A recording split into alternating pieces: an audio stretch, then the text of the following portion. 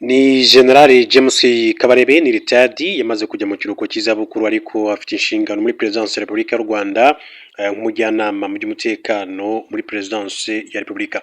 Yahoze ari umunyamabanga wa leta muri Minisiteri y'Ububanyi n'Amahanga, nyuma rero y'uko avuye muri Minisiteri y'Ububanyi n'Amahanga akajya muri Presidence ya Repubulika ntabwo yakomeje kugaragara cyane mu itangazamakuru cyangwa se no kugira ibyo avuga mu itangazamakuru. Hari inkuru rero itunguranye uyu munsi ku itariki ya 30 ukwezi kwa kane 2026 kuri General Retired James Kabarebe. Uyu nguyu yabaye umugaba mukuru w'ingabo z'igihugu cy'u Rwanda, umugaba mukuru w'ingabo z'igihugu cya Zaire, aherutse gufatirwa ibihano na Leta Zunze Ubumwe za Amerika mbere gato yuko baza kwifatira n'abarimo General umugaba mukuru w'ingabo z'igihugu cy'u Rwanda General Mbaka Muganga ndetse na General Major Vincent Nyakarundi.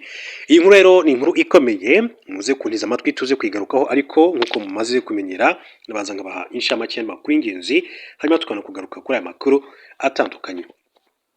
Reka mabwire ko umushinwa witwa Major General Juni Wu yatangiye inshingano zo kuyobora ingabo za UNMISS kuri wa gatatu tariki 29 Mata ku cyicaro gikuru cy'ingabo ziri mu butumwa bw'amahoro muri Sudani y'Epfo i Juba, ahari n'abasirikare b'u Rwanda bafatanyije bagenzi babo bo mu bihugu bya Bangladesh, Ubushinwa, Ethiopia na Nepal, muhango wa gisirikare wo guhererekanya ubuyobozi aho Major General Juni Wu yagizwe umugaba mukuru w'ingabo za UNMISS yashyikirijwe inshingano.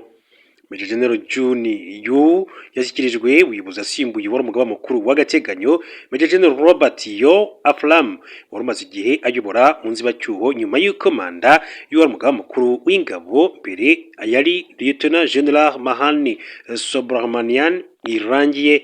Uyu muhango wayobowe na Anita Kiki Gibho, intumwa ihagarariye umunyamabanga mukuru wa Loni muri Sudani y'Epfo unakuriye kandi ubutumwa bwa UNMISS. Reka muri amakuru kandi mbabwire ko makuru y'incamake mu buryo bw'incamake kugira ngo tuze kugaruka ku nkuru yacu kuri General Retired James Kabarebe. Mbabwire ko Trump arakira imigambi ibiri mishya yo gutera Iran nk'uko ikinyamakuru Axios kibivuga.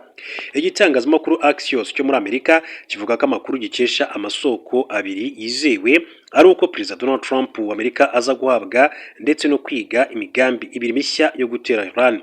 Ikinyamakuru kivuga ko Trump yakiriye imigambi uyu munsi kwa kane. Iyo migambi Trump araza kandi kwisobanurirwa na General Brad Cooper, komanda mukuru wa CENTCOM, rimwe mu mashami departement y'igisirikare cy'Amerika rishinzwe imirwano nk'uko Axios bivuga. Ni nyuma y'uko Iran na Amerika kugeza ubu bisa n'ibyananiwe kugera ku kumvikana guhagarika burundu iyi ntambara yashojwe na Amerika na Israel kuri Iran, igatera ingaruka zikomeye cyane ku masoko y'isi muri iki gihe. Nubwo mu minsi ishize Trump yatangaje agahenge, impande zombi kandi zirumvikana ku bijyanye no gufungura umuhora wa Hormuz n'ibindi biri ruhande rusaba ngo intambara ihagarare burundu. Axios ivuga ko imigambi Trump ari bwakira ari ikimenyetso ko yaba atekereza gusubira mu ntambara ngo ahagarike uko kunanirana kw'ibiganiro cyangwa se gukora igitero cya nyuma gikomeye mbere yo kurangiza intambara. Gusa kwa gatatu Trump yabwiye Axios ko abona gufunga amayira y'inyanja Iran bitanga umusaruro kurusha gutera iyo ibisasu. Muyandi makuru, Sebastian Sawe yashimiwe na Perezida wa Kenya William Ruto inyuma yo kwandika amateka muri marato. Iragi rya Kenya ryo kwiruka ahantu harehare ryarashitse ku yindi ntambwe nshasha muri ino ndwi, aho umunonotsi wa marato Sebastian Sawe yashimiwe na Perezida William Ruto nyuma yo kwandika amateka yo kwiruka marato y'amasaha ari munsi abiri. Sawe yakoresheje isaha 59:30 muri London marathon ku munsi w'Imana, aba umuntu wa mbere ashoboye kurenga urwo rubibe mu isiganwa ry'imena amategeko. Umwanya wiwe wagabanutse umunota urenga umuhigo w'isi isaha 2 amasegonda 35 wari warashizweho na Kelvin Kiptum muri 2023. Uwo munonotsi w'imyaka 31 yakiriwe nk'intwari agarutse i Nairobi harimwo n'umugirwa wo kuramutsa indege arimwo bayitera amazi ku kibuga c'indege. Ku munsi wa kane ku ngoro y'umukuru w'igihugu, Perezida Ruto yamuhaye imiliyoni 8 z'amashiringi ya Kenya, hafi amadolari ya Amerika 62,000, ashima ico gikorwa nk'intambwe ikomeye cyane ku bantu bose. Ruto yavuze ati waguye imbibi z'ivyo umuntu ashobora gushika ko, yibutsa akamaro k'ico gikorwa ku rwego kw'isi.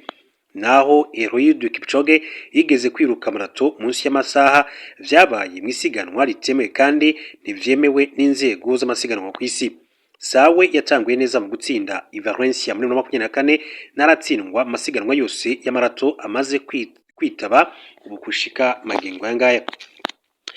Reka tuje kuri General Retired James Kabarebe rero uko nabivuze yahoze ari umusirikare mu ngabo z'igihugu cy'u Rwanda ni retired, ariko kandi nkuko nakomeje kugenda mbibibutsa yaba mugaba mukuru w'ingabo z'igihugu cy'u Rwanda aba n'umugaba mukuru w'ingabo z'igihugu cya Repubulika ya Demokarasi ya Kongo. Twifuza ko abaho imvururu zituma abahutu bahunga. Admiral Ertelin wo mu Birigi abwira General Retired James Kabarebe. Uyu Admiral Willy Ertelin wahoze ari umugaba mukuru w'ingabo z'Ububiligi yigeze kugira abanyarwanda inama yo kwirwanaho bakareka gutega amatwi abazungu kuko ntacyo bashobora kandi kwamarira. Yabibwiye mujyanama mukuru mu by'umutekano mu Presidence ya Repubulika General Retired James Kabarebe ubwo yari umugaba mukuru w'ingabo za Repubulika Iharanira Demokarasi ya Kongo. Admiral Willy Ertelin yabaye umugaba mukuru w'ingabo z'Ububiligi hagati y'umwaka w'1995 n'umwaka w'2002. Kabarebe wigeze kuba umugaba mukuru w'ingabo z'u Rwanda na Minisitiri w'ingabo z'u Rwanda we yabaye umugaba mukuru w'ingabo za Kongo Kinshasa hagati y'umwaka w'1997 n'umwaka w'1998 mbere yo gusimburwa na General Josué Celestin Kifwa. Mu mwaka w'1996 inyeshyamba za FDR Alliance des Forces Démocratiques pour la Libération du Congo zari ziyobowe na Laurent Désiré Kabila zatangije intambara yo guhirika Mobutu Sese Seko wari umaze imyaka isaga 30 ku butegetsi zibifashirwamo n'ingabo z'u Rwanda. U Rwanda rwemeye gufasha Kabila kugira ngo rubone uko ruburizamo umugambi w'interahamwe n'abahoze mu ngabo z'u Rwanda bisuganyizaga muri Zaire bashaka gukomeza kandi umugambi wa jenoside yari imaze imyaka 2 ihagaritswe n'ingabo zari za FPR Inkotanyi. Nyuma y'uko Mobutu n'ingabo ze bari bamaze gutsindwa, ingabo z'u Rwanda zashenye inkambi z'impunzi ex-FAR n'interahamwe bari barashinze mu burasirazuba bwa Kongo. Impunzi zari zarafashwe bugwate birangira kandi zicyuwe. Kabarebe mu myaka yashize ubwo yaganirizaga urubyiruko rw'abanyarwanda yavuze ko ubwo yarakiyoboye ingabo za Kongo yaburiwe na Admiral Ertelin ko umuryango mpuzamahanga nta na rimwe uzigera ushimira ingabo z'u Rwanda kuba zaracyuye abanyarwanda bari barahejwe mu mashyamba ya Kongo. Ati njyewe nyobora ingabo za Kongo, umugaba mukuru w'ingabo z'Ababiligi yaraje turaganira. Ati mubwira amateka y'u Rwanda yose, aravuga ati ntabwo nari mbizi, njyewe ndi umusirikare sindi umunyapolitike, atariko reka nkubwize ukuri mu mateka y'u Rwanda rwanyu muri Kongo mwarwanye intambara musenya inkambi, mwibaza ko hari umuryango mpuzamahanga n'umwe uzigera ubashimira ko mwacyuye abanyarwanda mugasenya inkambi? Ati ibyo ntibishoboka, ibyo ngibyo ati mubimenye muzabipfa n'amahanga akomeye, muzabipfa n'imiryango ikomeye, ati kuko mwakandagiye inyungu zabo, ati inyungu zabo mwarazangirije, ati kuko n'ubucuruzi. General Retired James Kabarebe yunzemo ko icyo gihe Admiral Ertelin yamwishyuriye ko abazungu bifuza ko bibaye byiza mu Rwanda haba imvururu maze abahutu bagahunga kugira ngo babone uko babyaza umusaruro. Yarambwiye ati mwege abanyarwanda nimutirwanaho ngo mukemure ibibazo byanyu, mutibaza ngo twebwe hari icyo tuzabamarira. Ati ndakubwiza ukuri, mwebwe mugira ubwoko bubiri, abahutu n'abatutsi. Twebwe abazungu icyifuzo cyacu nuko haba imvururu zituma abahutu bahunga, ati kuko babahunze ni benshi cyane, ati kandi iyo ari benshi ati biradufasha ati kugabura, ati gutanga imfashanyo, ubucuruzi bukiyongera. Yunzemo ko abatutsi bo bahunze nta ushobora kandi kubitaho kuko ari bake cyane bo kugira agaciro k'ubucuruzi. Ibyo rero ni inkuru wasanga ku kinyamakuru Bwiza akadomo rwa cyandikira ku butaka bw'u Rwanda. Reka duce muri Sahel, amakuru avuga ko Sahel mu mwijima uko Mali yongeye kandi kuba isoko y'umutekano muke mu karere. Mu gisi yari itangiye kwizera ko Mali ishobora kandi kongera kubona ituze nyuma y'imyaka myinshi y'intambara, ibintu byongeye gufata indi ntera iteye impungenge. Ibitero by'imitwe twaje intwaro biriyongera, ubutegetsi bwa gisirikare buracyashidikanywaho, naho abaturage bakomeza kandi gura n'ingaruka zikomeye cyane z'umutekano muke. Ibi byose bigaragaza ko ikibazo cya Mali kitari kigiye gito, ahubwo ari ihurizo rikomeye cyane rifite imizi miremire. Ihinduka ry'ubutegetsi inkomoko y'icyuho cy'umutekano. Kuva muri 2020 Mali yayobowe n'igisirikare cyafashe ubutegetsi binyuze muri coup d'etat. cyangwa se mu irika ry'ubutegetsi. Nubwo kigeze kandi kugarura ituze, ubuyobozi bwacyo bwahuye n'ibibazo bikomeye cyane birimo kubura ubunararibonye mu miyoborere ya politike ndetse no mu bijyanye n'umutekano. Ibi byateje icyuho mu nzego za leta cyane cyane mu bice byo mu majyaruguru no hagati y'igihugu, aho ubuyobozi bwa leta busa n'ubutakigaragara. Iyo leta idahari neza, imitwe yitwaje intwaro ihita ibona icyuho ikiyubaka. Iherezo ry'ubufasha bw'amahanga, igisubizo cyasize ibibazo. Iyirukanwa ry'ingabo z'Ubufaransa zari mu bikorwa bya Operation Barkhane ryahinduye cyane isura y'umutekano muri Mali. Izi ngabo zari zifite ubushobozi kandi buhambaye mu gukurikirana ndetse no kurwanya imitwe y'iterabwoba. Gusimbuza ubwo bufasha n'abandi bafatanyabikorwa batari basanzwe byatumye abaho icyuho mu mikorere ndetse no mu bushishozi. Hanyuma nubwo ubutegetsi bwa Mali bwafashatse kugaragaza ubwigenge mu by'umutekano, byaje kugaragara ko kwigenga bisaba gutegura inzego z'umutekano, ibintu bitwara igihe kirekire. Iterabwoba rihindura isura ryaryo. Iyi mitwe ifitanye isano na Al-Qaeda na Islamic State yakomeje kandi kwagura ibikorwa byayo, ariko noneho ikoresha uburyo bushya: kwivanga mu baturage, gukoresha amakimbirane asanzwe no kugenzura uduce tumwe na tumwe. Aha niho ikibazo gikomeye kiri.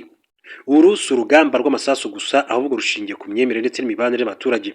Iyo abaturage batizeye leta cyangwa se hatabaho inyungu mu kuyishyigikira, biroroha ko bayitera umugongo cyangwa se bagashyigikira ababarusha kubegera. Ibibazo by'imibereho, imizi itavugwaho rumwe.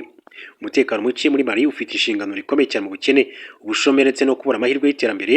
Mu bice byinshi by'icyaro, ubuyobozi bwa leta ntibugera kandi ku baturage, ntihagera ibikorwa remezo cyangwa se serivisi z'ibanze. Bivyongeraho ingaruka z'imihindagurikire y'ikirere zigira ingaruka ku bahinzi n'aborozi, bikabyara amakimbirane ashingiye ku mutungo kamere.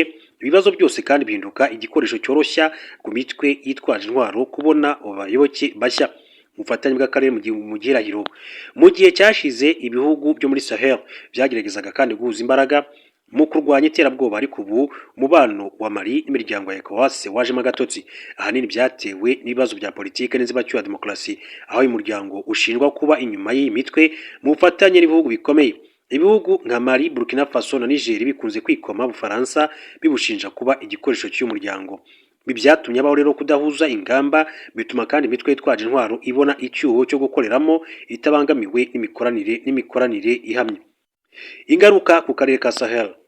Ibibera muri Mali ntibigarukira gusa ku mipaka yayo gusa. Akarere ka Sahel kandi kose kari mu kaga ko kwibasirwa n'imitwe y'iterabwoba, cyane cyane ibihugu nka Burkina Faso na Niger bisanzwe bihanganye n'ibibazo bisa. Umutekano muke ushobora kandi gutuma habaho kwiyongera kw'abimukira bahunga intambara, guhungabana kandi k'ubukungu kw'akarere ndetse no kwaguka kw'iterabwoba kugera no hanze ibihugu byari bisanzwe bifite ituze. Ese hari igisubizo? Nta gisubizo cyose gihari, ariko yose isenguye ubona ko inzira irambye igomba gushingira ku bintu bitatu: kongera kubaka inzego za leta, guteza imbere imibereho myiza y'abaturage ndetse no kongera kandi ubufatanye mpuzamahanga. Ikigaragara ni uko ikibazo cya Mali kirenze urugamba rw'amasasu, ni ikibazo cy'imiyoborere y'iterambere n'icyizere ry'abaturage. Kugeza igihe ibyo bitatu bitakemuwe, umutekano uzaguma ari ikibazo gikomeye, atari muri Mali gusa ahubwo no mu karere ka Sahel muri rusange. Ibyo rero bikomeza kugenda bivugwa kuri iriya ntambara ikomeje kuba muri kiriya gihugu cya Mali. Ntabwo byoroshye hariya muri Mali. Ibi ntabwo biba byoroshye. Hanyuma ibiciro by'igitoro byazamutse ku rwego rutari rwakabayeho kuva muri 2022 nyuma y'amakuru ko Trump agiye kumenyeshwa gahunda nshya kuri Iran. Ibiciro by'ibiva kuri peteroli byazamutse cyane ku wa kane nyuma y'amakuru avuga ko igisirikare cya Leta Zunze Ubumwe za Amerika kigiye kumenyesha Perezida Donald Trump gahunda nshya zigishobora kandi gukorwa mu ntambara ya Iran. Rumwe mu nzego z'igisirikare cya Amerika rushinzwe kuyobora ibikorwa by'imirwano, US Central Command CENTCOM, rwateguye gahunda y'ibitero bigufi ariko bikomeye kuri Iran, bigamije kandi gutuma hari intambwe iterwa mu biganiro na Tehran, nk'uko urubuga rw'amakuru Axios rwabitangaje. BBC yasabye US Central Command n'ibiro bya Perezida wa Amerika White House cyangwa se Maison Blanche kugira icyo bivugaho. Igiciro cya peteroli ya Brent cyazamutse hafi kuri 7% kirenga amadolari 126 ku kagunguru. Ni mu rwego rwo hejuru cyane kigezeho kuva Urusiya butanguye intambara isesuye kuri Ukraine muri 2022. Ibiciro by'ingufu byazamutse kandi muri iki cyumweru, mu gihe kandi ibiganiro by'amahoro bisa nk'ibyahagaze, kandi inzira y'ingenzi y'ubwikorezi bwo mu mazi bunyura mu muhora wa Hormuz urebye ikaba igikomeje gufungwa. inkuru ya Axios ishingiye ku bantu kandi batifuje ko amazina yabo atangazwa ivuga ko ibi bitero kandi biteganywa bishobora kwibasira ibikorwa remezo. Indi gahunda igamije gufata igice cyomora Hormuz kugira ngo wongere kandi gufungurwa ku bwikorezi bw'ubucuruzi nk'uko Axios kandi bitangaje, yongeraho ko kubigeraho bishobora kandi gusaba kohereza ingabo ku butaka. Hanyuma Amerika, umushikiranganji Hexet yashwanye n'abashinga amateka ku ntambara na Iran imaze gutwara miliyari zigera kuri 25 z'amadolari Amerika. Umushikiranganji ajejwe kwivuna amazi muri Amerika Peter Hexet yashwanye n'abashinga amateka b'Abademokrate mu nama yamaze hafi amasaha agera kuri 6, bukaba ari ubwa mbere kandi abajijwe yabanje kurahirira kutabesha kuva intambara na Iran itanguye.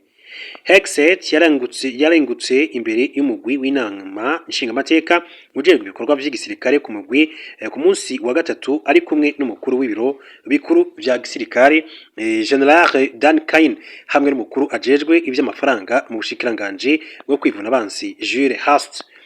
Majambo yiwe yo gutangura Hexet yavuze ko umunsi mukuru duhangana nawe ari amajambo atesha icizere ava ku Bademokrate hamwe n'abandi hamwe na bamwe bo mu mugambwe w'abarepublike. Abashinga amateka b'Abademokrate bari muri uwo murwi baneguye ingene amahera ya leta akoreshwa muri iyo ntambara. Hast yahishuye ko iyo ntambara kandi yatwaye miliyari 25 z'amadolari y'Amerika gushika ubu. Hast yavuze ko igice kinini cyane c'amahera arayo kugura ibigwanisho hamwe no gusubiriza ibikoresho byonekaye. Hast yabwiye abo bashinga amateka ko isuzuma rikwiye kandi igingene ayo mahera yakoreshejwe rizotangwa. Na nyuma Amerika kandi na Iran barumvikanye ku masezerano yo guhagarika ingwano kugira ngo habeho ibigwaniro by'amahoro, ariko iyo ntambara ntirarangira burundu. Amafaranga yabaye ikibazo gikomeye cyane cavugwaga ko cyane muri iyo nama. Ibiro vy'umukuru w'igihugu White House Maison Blanche vyasabye inama mpuzamategeko kongereza amahera ariko ikoresha mu kwivuna abansi gushika kuri trillion imwe n'igice z'amadolari y'Amerika. Ivyo bikaba kandi vyoba ari kwiyongera gukomeye cyane mu gukoresha amahera mu gisirikare kuva intambara ya kabiri y'isi yose itanguye.